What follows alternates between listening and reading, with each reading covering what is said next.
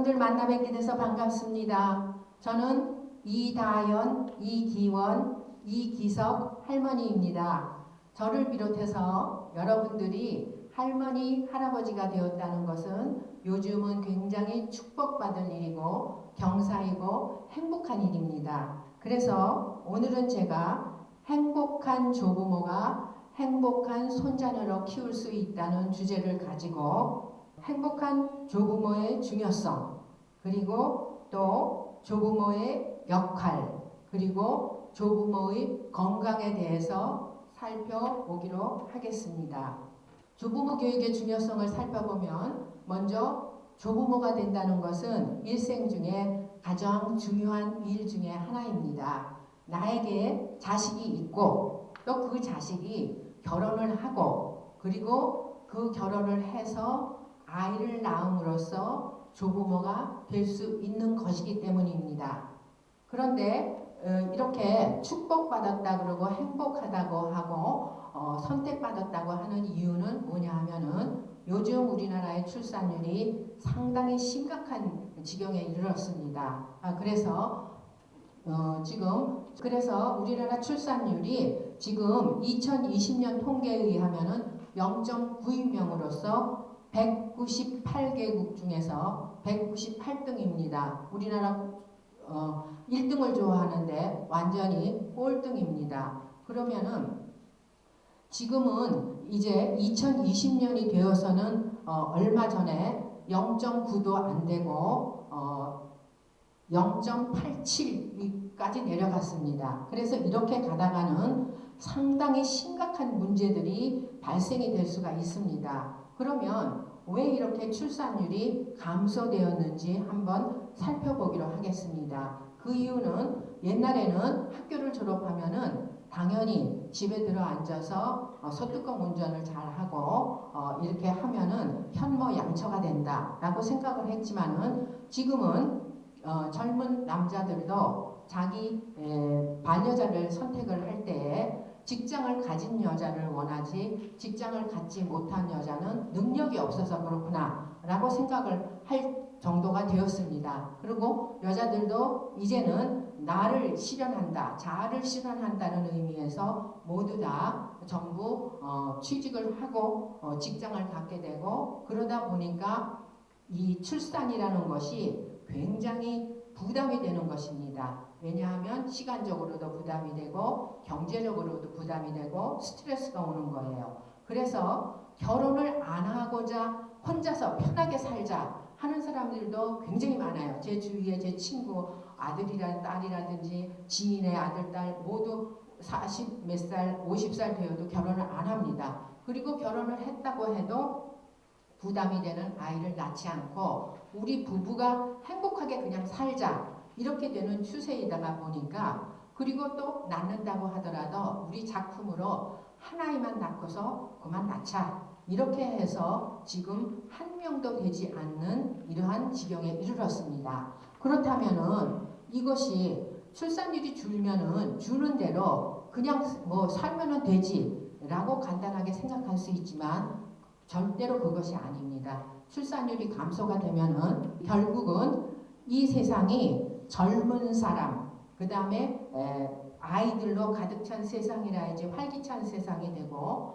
그리고 그 다음에 급변하는 세대에 적응할 수 있고 그리고 글로벌 시대에서 살아남을 수 있고 무한 경쟁의 시대에서 살아남을 수 있는 이러한 것들인데 노령층으로 우리나라처럼 초노령층으로 가득한 나라에서는 발전할 수가 없어요. 그렇게 하다 보면은 노동력이 감소하고 그 다음에 여러 가지들이 발전할 수가 없기 때문에 결국은 미래학자들이 얘기하기에 이 상태로 50년 내지 100년이 가면 이 지구상에서 대한민국이라는 나라는 영원히 사라질 수 있다라고 말을 하고 있습니다. 그렇기 때문에 우리가 어떻게 하면은 그러면은 이 출산율을 높여줄 수 있을까라고 생각을 해야 됩니다.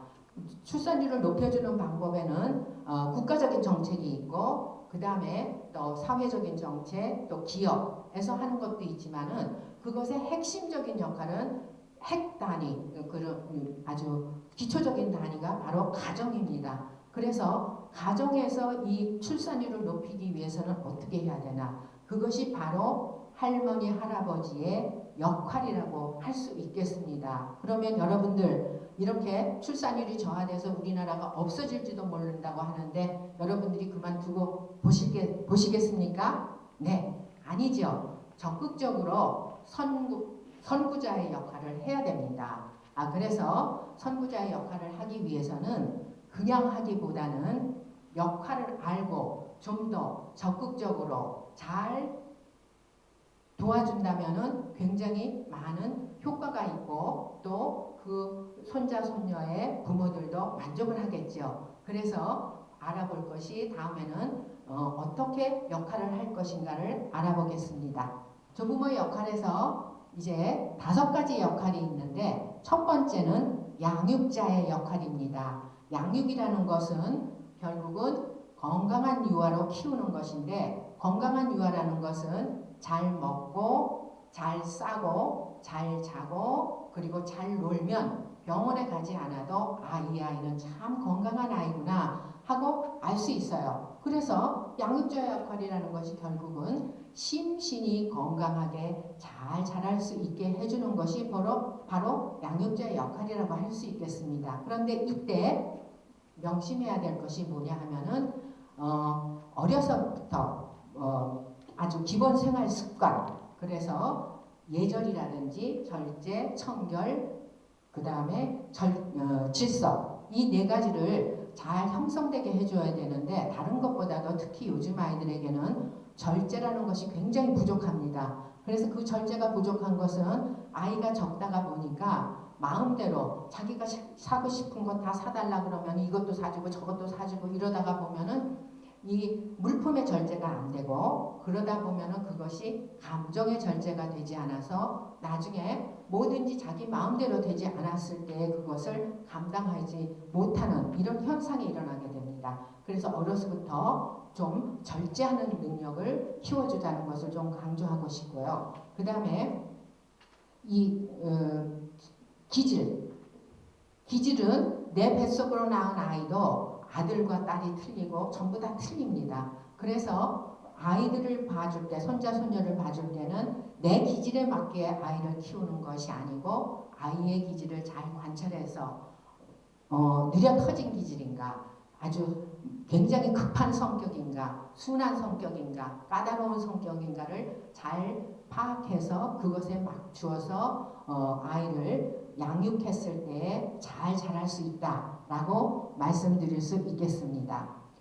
두 번째는 교육자의 역할이에요. 우리가 교육자 하면은 머리에 떠오르는 것이 뭐냐 하면은 뭔가를 가르쳐야 된다. 그러니까 학습지를 가져와서 가르쳐야 되고 뭘 어떻게 해야 되고 라는 것이 떠오르는데 유아기에서는 가르치는 것이 아니라 이것이 아이들이 잘 놀 수 있도록 하는 환경을 조성해주고 함께 놀아주고 하는 것이 바로 교육자의 역할이다 라고 할 수 있겠습니다. 그러기 위해서는 5가지 감각을 통해서 느끼는 다양한 경험을 할 수 있도록 해야 됩니다. 그래서 그러한 놀이 중에는 이런 언어놀이라든지 음악놀이라든지 미술놀이라든지 쌓기놀이, 역할놀이, 또 자연놀이 뭐 이런 것 등등이 있는데 제가 여기 간단한 걸 가지고 나왔습니다. 집에서 아이들하고 음료수를 먹으면 이런 빈 병이 나와요. 그러면은 이 병에다가 곡식을 여러 가지를 넣을 수가 있죠. 그래서 이거를 흔들면서 함께 노래를 불러요. 나리 나리 개나리 입에다가 물고요 이렇게 하고 그 다음에 또 뭐 이렇게 해서 쌀도 넣을 수 있고 여러 가지를 넣어서 아이들하고 이거에 맞추어서 다양한 몸의 움직임도 할 수 있고 노래도 불러볼 수 있고 등등. 그런데 저는 여기에서 강조하고 싶은 것이 뭐냐 하면은 자연놀이, 자연과 친화적으로 지낼 수 있는 것이 요즘 아이들에게는 가장 필요한 것이라고 생각을 합니다. 왜냐하면 아파트에서 너무 기계화된 생활을 하기 때문에 그래서 자연과 친화적으로 될 수 있도록 하기 위해서 하는 것인데 오른쪽에 그림을 보시면은요. 지금 우리 손녀가 서울에서 우리 집에 와서 가을이에요. 조금 있으면 저런 때가 오지요. 그래서 무와 배추를 뽑을 때에 함께 도우면서 무는 이렇게 생겼고 배추는 이렇게 생겼고 하면서 4년 6개월 때 그린 그림입니다. 그래서 다양한 자연 경험을 시켜주도록 하자는 그러한 강조점을 말씀을 드리면서 여기에서 이제 우리 뇌가 언제 발달하느냐도 굉장히 중요합니다. 그래서 만 8개월부터 6세 이전까지가 우리 뇌의 중량의 90% 이상이 발달을 하기 때문에 그때의 모든 경험을 해주어야 하는데 그것이 바로 의도적인 주입식적인 학습을 통해서가 아니라 자기 자신이 오감각을 통해서 다양한 경험을 하고 그 다양한 경험을 한 것을 다양한 방법으로 표현할 수 있는 기회를 많이 주도록 하자라는 것입니다. 지금 제가 또 하나 준비를 해왔는데요. 여기에 소리가 나지요. 그런데 이거는 뭐예요? 네, 아이가 바르고 있는 크림입니다. 근데 이 속에 뭐가 들었을까요? 궁금하시죠? 한번 꺼내볼게요. 이런 게 같은 건데 이런 게 들었어요. 그런데 여기 속에 또 들어있어요. 이번에는 알아맞히실 수 있죠? 맞았어요. 이거보다 더 작은 똑같은 것이 들어있습니다. 한번 보여드릴게요.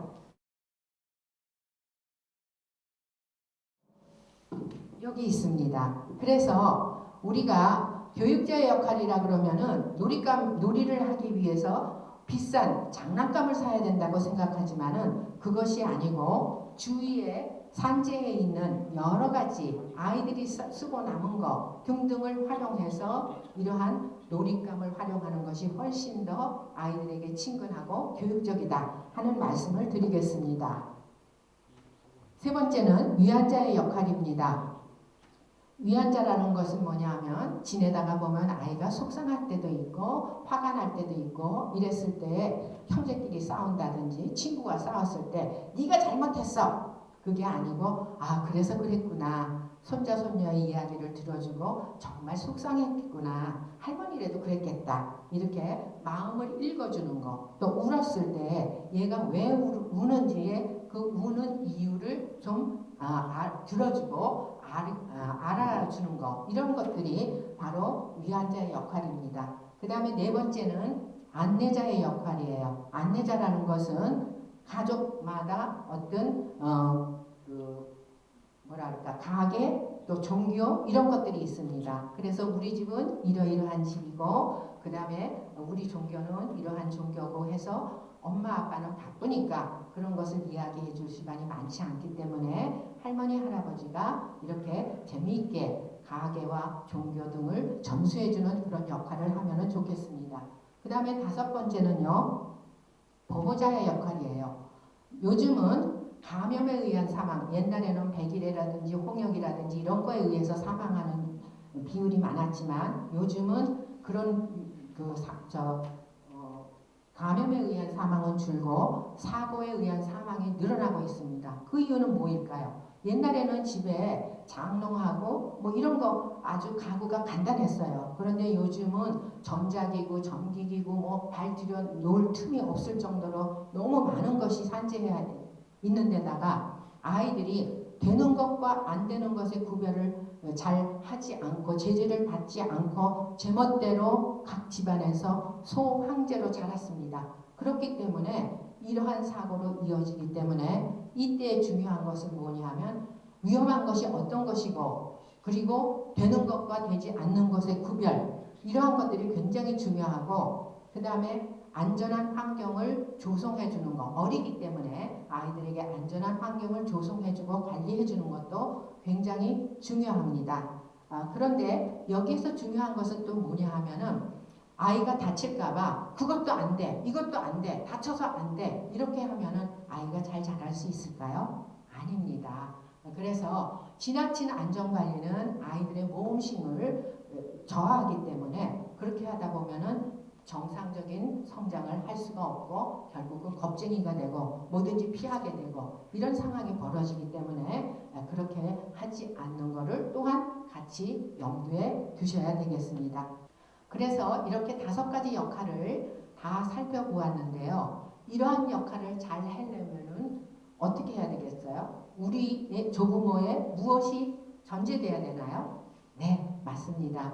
건강해야 되죠. 그래서 이제는 건강에 대한 것을 살펴보기로 하겠는데 WHO 세계보건기구에서는 건강하다는 것을 정의를 신체 건강뿐만이 아니고 우리는 이제 건강하다 그러면 단순하게 몸이 건강한 거 생각하지요. 그 다음에 조금 더 나아가서는 정신적으로 건강한 것도 생각을 합니다. 그런데 정신적으로 건강한 것에서 더 나아가서 중요한 것이 뭐냐 하면은 사회적으로 건강해야지만 건강하다고 얘기할 수 있다라고 세계보건기구 WHO에서 얘기를 하고 있습니다. 그러면 한 가지씩 살펴보겠습니다.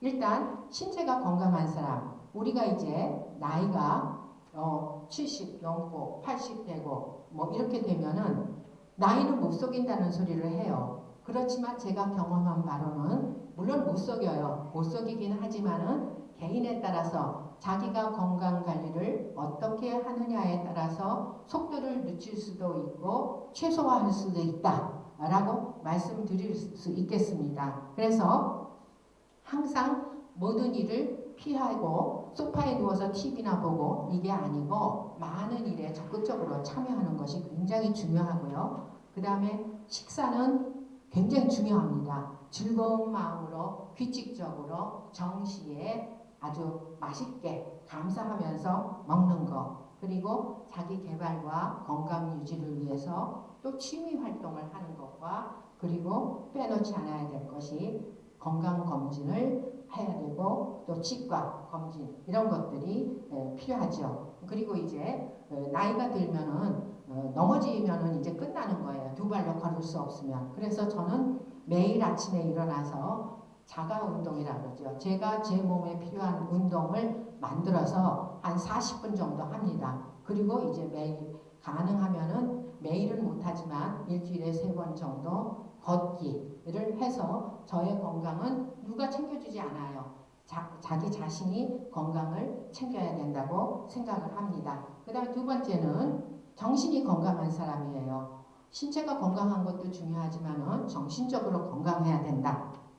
그래서 새로운 일을 찾아서 도전을 하고 배우고 그래서 사실은 저도 이제 80이 더 가까운 이러한 나이에 이러한 새로운 일을 찾아서 열심히 이렇게 해보고 있습니다. 그리고 중요한 것은 행복한 일로 행복한 생각으로 하루를 시작하기. 그래서 저는 오늘 아침에 오면서 부담도 사실은 돼요. 이걸 발표하고 한다는 것이 굉장히 부담이 되지만은 야 마이크에 내가 강의하는 것을 녹음을 하고 그것을 나중에 보았을 때 굉장히 멋있을 걸 하면서 행복한 마음으로 감사한 마음으로 시작을 하기로 했습니다. 그리고 저녁에는 제가 하루 일기를 씁니다. 일기를 쓸 때는 꼭 오늘 감사한 일이 무엇이었지 해서 매일 기록을 하고 이런 것들 그래서 가능하면 하루에 3가지씩 아주 큰 일이 아니라도 괜찮습니다. 작은 일이라도 하루에 3가지씩은 감사한 일을 찾아서 한번 기록해보자. 그리고 가급적 많이 웃기 그랬는데 제가 저희 그 오른쪽에 보면은 일소 일로 저희 남편이 쓴 붓글씨예요. 그래서 제가 이제 저기에다가 올렸는데 여러분들이 뜻을 다 아시겠지만 저는 조금 저기하고 다른 생각도 갖고 있습니다. 일소 다소 한 번 웃으면 아주 많이 젊어지고 일로 다노 한 번 화를 내면은 많이 늙어진다. 이렇게 좀 강조를 하고 싶어요. 그래서 여러분들도 다 알고 있지만은 웃음의 달력이라는 게 있죠. 그래서 월요일은 원래대로 웃고 화요일은 화사하게 웃고 수요일은 수수하게 웃고 목요일은 목청이 좀 아프면 어때? 목청껏 웃어보자. 또 금요일은 금방 웃고 또 웃고 토요일은 토실토실 토끼처럼 웃고 일요일은 일단 웃고 보는 거야. 이렇게 해서 항상 웃음을 떠나지 않게 하면은 도망가려고 했던 행운이 나에게로 다시 찾아와서 나는 행복한 생활을 할 수 있습니다. 그래서 늘 감사하며 잘 먹고 잘 싸고 잘 자고 규칙적으로 운동하고 잘 웃고 노래하며 내가 좋아하는 취미 활동을 하면서 친구라든지 이웃이라든지 또 친척들을 만나면서 서로 잘 지내면 오케이인데 요즘은 그 못된 코로나 때문에 누구도 만나지 못해서 사람들이 너무 이런 우울증이 많이 생겼다고 합니다.